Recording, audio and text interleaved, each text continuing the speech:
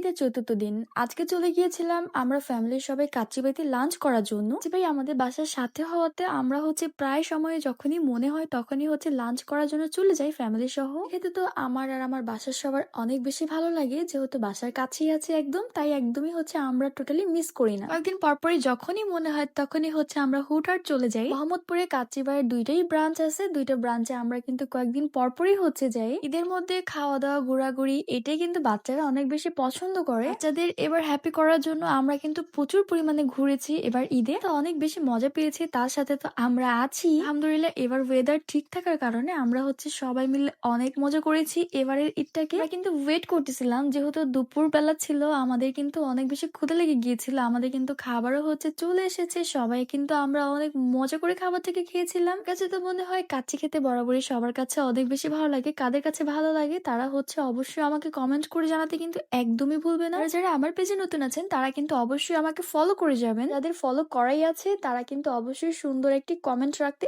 একদমই ভুলবেন না। আমরা কিন্তু খাবার পরিবেশন করে ফেলেছি মোটামুটি, আমাদের কিন্তু প্রায় আলহামদুলিল্লাহ খাওয়া কমপ্লিট হয়ে গিয়েছিল। কিন্তু আমরা ডেজার্টটা নিয়েছিলাম, এটা কিন্তু অনেক ভালো লেগেছে আমার কাছে, বেস্ট অফ বেস্ট লেগেছিল। এই চাটনিটা কিন্তু আমরা খেয়েছিলাম, আর সাথে তো ছিলই এই মজাদার খাবারটা। শেষে যদি এই মজাদার মশলাটা না খাই তাহলে তো আমার কাছে একদমই মনে হয় কমপ্লিটই হয়নি আমার খাবার। কিন্তু এই খাবারটাকে একটু করে বাসাতেও নিয়ে আসি, তো বিল কিন্তু কমপ্লিট হয়ে গিয়েছে আমাদের দেওয়া। সো আল্লাহ হাফিজ।